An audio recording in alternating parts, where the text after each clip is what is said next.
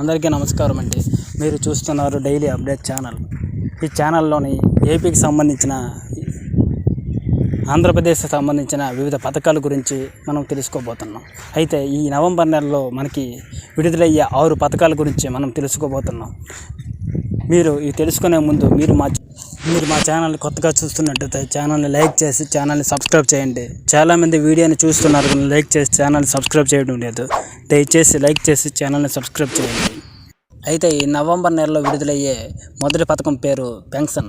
ఇది ఇప్పుడులాగే సచివాలయం సిబ్బంది ద్వారా మనకి నవంబర్ 1వ తేదీన మన ఇంటికి వచ్చి ఉదయం 6:30 గంటలకు మన ఇంటికి వచ్చి సచివాలయం సిబ్బంది ద్వారా ఇవ్వడం జరుగుతుంది. ఒకవేళ ఈ తేదీన మనకి అందుకోకపోతే 2వ తేదీన ఆదివారం కనుక 3వ తేదీన మనం తీసుకోవచ్చు. అదేవిధంగా దివ్యాంగులకు కూడా ఈ నెల యథావిధిగా పెన్షన్ పంపిణీ జరుగుతుంది.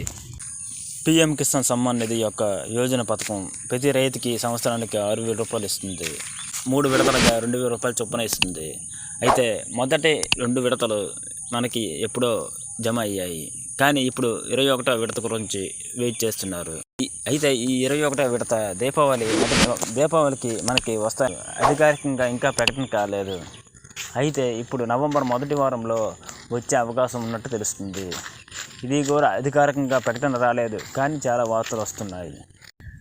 దీనితో పాటు అన్నదాత సుఖీభవ పథకం ఈ నవంబర్ మొదటి వారంలో పడే అవకాశం ఉందని, అదేవిధంగా పీఎం కిసాన్ అన్నదాత సుఖీభవ 2 పథకాలు కూడా కలిసి మనకి 6,000 రూపాయలు మన అకౌంట్లో డీబీటీ ద్వారా క్రెడిట్ అవుతాయని తెలుస్తుంది.